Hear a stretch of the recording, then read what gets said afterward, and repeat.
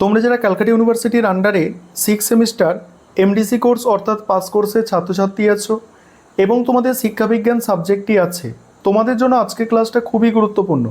আজকে ক্লাসে তোমাদের CC8 পেপার অর্থাৎ অ্যাসপেক্ট অফ টিচিং এই পেপার থেকে গুরুত্বপূর্ণ 20টি এসএকিউ প্রশ্ন উত্তর নিয়ে আলোচনা করব প্রথম ইউনিটের। দেখে নাও তাহলে প্রশ্ন উত্তরগুলো। দেখো, প্রথম প্রশ্ন কি আছে, শিক্ষণ বলতে কি বোঝায়? শিক্ষণ বলতে কি বোঝায়? যেগুলো স্টার দিয়ে চিহ্নিত করা আছে এগুলো অধিক গুরুত্বপূর্ণ। দেখো, শিক্ষণ হলো একটি উদ্দেশ্যমুখী ও সুপরিকল্পিত সামাজিক প্রক্রিয়া। এর মাধ্যমে শিক্ষক তার অর্জিত জ্ঞান, দক্ষতা, অভিজ্ঞতার সাহায্যে শিক্ষার্থীর ইতিবাচক আচরণগত পরিবর্তন ঘটাতে এবং তাদের অন্তর্নিহিত বহুমুখী সম্ভাবনার পরিপূর্ণ বিকাশে সহায়তা করে। তারপরে কি বলা হচ্ছে, দেখো, শিক্ষণের দুটি গুরুত্বপূর্ণ প্রকৃতি উল্লেখ করো। শিক্ষণের দুটি প্রধান প্রকৃতি হলো, এটি একটি নিরবচ্ছিন্ন ও ধারাবাহিক প্রক্রিয়া এবং এটি সর্বদা উদ্দেশ্যভিত্তিক হয়। আর শিক্ষণ একই সঙ্গে একটি কলা এবং বিজ্ঞান হিসাবে বিবেচিত হয় যা শিক্ষার্থীর সার্বিক বিকাশে সাহায্য করে। তারপরে কি আছে, দেখো, শিক্ষণকে কেন একটি দ্বিমুখী প্রক্রিয়া বলা হয়? শিক্ষণকে কেন একটি দ্বিমুখী প্রক্রিয়া বলা হয়? শিক্ষণ প্রক্রিয়ায় শিক্ষক এবং শিক্ষার্থী উভয়ই সমানভাবে সক্রিয় থাকেন। শিক্ষক জ্ঞান প্রদান করেন এবং শিক্ষার্থী তা গ্রহণ করার পাশাপাশি প্রশ্ন বা প্রতিক্রিয়ার মাধ্যমে অংশগ্রহণ করে। তাই একে একটি মিথস্ক্রিয়ামূলক বা দ্বিমুখী প্রক্রিয়া বলা হয়। তারপরে শিক্ষণ ও প্রশিক্ষণের মধ্যে একটি মূল পার্থক্য। শিক্ষণ প্রশিক্ষণের মধ্যে দেখো, শিক্ষণ হলো একটি ব্যাপক প্রক্রিয়া। শিক্ষণ হলো একটি ব্যাপক প্রক্রিয়া যা শিক্ষার্থীর সার্বিক জ্ঞান ও মানসিক বিকাশে সাহায্য করে। অন্যদিকে প্রশিক্ষণ হলো একটি সংকীর্ণ ধারণা যা মূলত কোনো নির্দিষ্ট বিষয় শিক্ষার্থীর বিশেষ পেশাগত বা কায়িক দক্ষতা বৃদ্ধির লক্ষ্য প্রদান করা হয়। পরের প্রশ্ন হচ্ছে, শিক্ষণের পাক সক্রিয় পর্যায় বলতে কী বোঝো? শিক্ষণের পাক সক্রিয় পর্যায়, শ্রেণীকক্ষে প্রবেশ করার আগে শিক্ষক শিক্ষণ প্রক্রিয়ার জন্য যে পরিকল্পনা করেন তাকে প্রাক সক্রিয় পর্যায় বলে।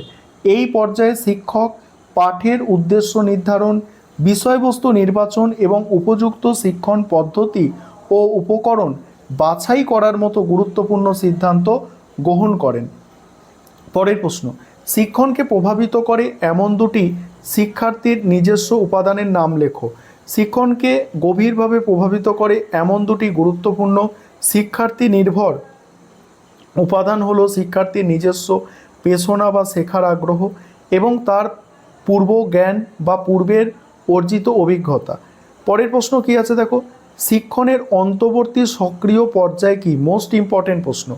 পরের প্রশ্ন উত্তরগুলো আলোচনা করব তার আগে যে বিষয়টা তোমাদের বলার আছে, তোমাদের জন্য এই পেপারের স্টাডি মেটেরিয়াল অর্থাৎ PDF নোটস রেডি আছে। তোমরা যদি কেউ স্টাডি মেটেরিয়াল পারচেস করতে চাও তাহলে তোমরা স্ক্রিনে দেওয়া নম্বরে যোগাযোগ করতে পারো। কি বলা হচ্ছে অ্যান্সারটা, শ্রেণীকক্ষে শিক্ষক ও শিক্ষার্থীর মধ্যে প্রত্যক্ষ যোগাযোগের মাধ্যমে যে বাস্তব শিক্ষণ প্রক্রিয়া সম্পন্ন হয় তাকে অন্তর্বর্তী সক্রিয় পর্যায়ে বলে। এই পর্যায়ে শিক্ষক পাঠ উপস্থাপন করেন, প্রশ্ন করেন এবং শিক্ষার্থীদের সঙ্গে মিথস্ক্রিয়ার মাধ্যমে পাঠদানে এগিয়ে নিয়ে যায়। তারপরে শিক্ষণের উত্তর সক্রিয় পর্যায়ের মূল কাজ কি? শিক্ষণের উত্তর সক্রিয় পর্যায়ের প্রধান কাজ হলো মূল্যায়নের মাধ্যমে শিক্ষণ ও শিক্ষণ প্রক্রিয়ার সাফল্য যাচাই করা। শিক্ষক এই পর্যায়ে বুঝতে পারেন শিক্ষার্থীরা কতটা জ্ঞান অর্জন করেছে এবং তার নিজের শিক্ষণ পদ্ধতি কতটা কার্যকর হয়েছে। উত্তম শিক্ষণের দুটি বৈশিষ্ট্য উল্লেখ করো। এটা তোমরা একটু দেখে নাও, এটা আর আলোচনা করছি না। পরের প্রশ্ন দেখো, শিক্ষকের কোন বৈশিষ্ট্যগুলি শিক্ষণকে সবচেয়ে বেশি প্রভাবিত করে? শিক্ষকের বিষয়গত গভীর জ্ঞান, পেশাগত দক্ষতা, ইতিবাচক মনোভাব এবং শিক্ষার্থীদের সঙ্গে সহানুভূতিশীল আচরণ শিক্ষণ প্রক্রিয়াকে সবচেয়ে বেশি প্রভাবিত করে। একজন আদর্শ শিক্ষকের ব্যক্তিত্ব শিক্ষার্থীদের গভীরভাবে অনুপ্রাণিত করে। পরের প্রশ্ন, শিক্ষণ ও নির্দেশনার মধ্যে মূল পার্থক্য কী? শিক্ষণ হলো শ্রেণীকক্ষে পরিচালিত একটি আনুষ্ঠানিক প্রক্রিয়া যার মাধ্যমে জ্ঞান প্রদান করা হয় অন্যদিকে নির্দেশনা হলো এমন একটি প্রক্রিয়া যেখানে শিক্ষার্থীকে তার নিজস্ব সমস্যা সমাধানে এবং সঠিক পথ নির্বাচনে ব্যক্তিগতভাবে সহায়তা করা হয়।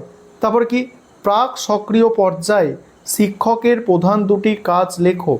শিক্ষকের প্রাক সক্রিয় পর্যায়ে দুটি কাজ হলো নির্দিষ্ট পাঠের জন্য আচরণগত শিখন উদ্দেশ্যগুলি নির্দিষ্টভাবে স্থির করা এবং সেই পাঠ উপস্থাপনের জন্য একটি যথাযথ ও আকর্ষণীয় কৌশল বা পদ্ধতি নির্বাচন করা। পরের প্রশ্ন আছে, শিক্ষণ প্রক্রিয়ায় পরিবেশগত উপাদানের কি প্রভাব ফেলে? এটা একটু তোমরা দেখে নাও, আমি আলোচনায় আসছি না। তারপরের প্রশ্ন দেখো, শিক্ষণের অন্তর্বর্তী সক্রিয় পর্যায়ে শিক্ষকের ভূমিকা কী? এটারও অ্যান্সার দেখে নাও। পরের প্রশ্ন আলোচনা করব, স্টার দেওয়া প্রশ্ন, মোস্ট ইম্পর্টেন্ট প্রশ্ন, যে শিক্ষণ কি কলা না বিজ্ঞান? ভালো প্রশ্ন, শিক্ষণ কলা না বিজ্ঞান? দেখো, শিক্ষণ একই সঙ্গে কলা ও বিজ্ঞান। শিক্ষকের সৃজনশীলতা, প্রকাশভঙ্গি ও নিজস্বতা একে একটি কলায় পরিণত করে। আবার শিক্ষণ মনস্তাত্ত্বিক নীতি, সুনির্দিষ্ট পদ্ধতি এবং ধারাবাহিক পর্যবেক্ষণের ওপর নির্ভরশীল হওয়া, এটি একটি বিজ্ঞান। তারপরে শিক্ষণকে কেন একটি উদ্দেশ্যমুখী প্রক্রিয়া বলা হয়? শিক্ষণকে কেন উদ্দেশ্যমুখী প্রক্রিয়া বলা হয়? অ্যান্সারটা তোমরা একটু দেখে নাও। তারপরে শিক্ষণের ক্ষেত্রে শিক্ষকের পেশাগত দক্ষতার গুরুত্ব কী? তারপরে শিক্ষণ প্রক্রিয়ায় যোগাযোগের ভূমিকা। তারপরে উত্তর সক্রিয় পর্যায়ে মূল্যায়নের গুরুত্ব কী? উত্তর সক্রিয় পর্যায়ে মূল্যায়নের গুরুত্ব, অ্যান্সারটা আলোচনা করছি। উত্তর সক্রিয় পর্যায়ে মূল্যায়নের মাধ্যমে শিক্ষক শিক্ষার্থীর শিখন ত্রুটিগুলি চিহ্নিত করতে পারে। এর ভিত্তিতে তিনি প্রয়োজন অনুযায়ী সংশোধনী পাঠের ব্যবস্থা করেন এবং নিজের শিক্ষণ পদ্ধতির উন্নতি ঘটানোর সুযোগ পান। এবং শেষ প্রশ্ন এই ইউনিট থেকে, শিক্ষণের প্রাতিষ্ঠানিক উপাদানের প্রভাব কী? অ্যান্সারটা তোমরা দেখে নাও।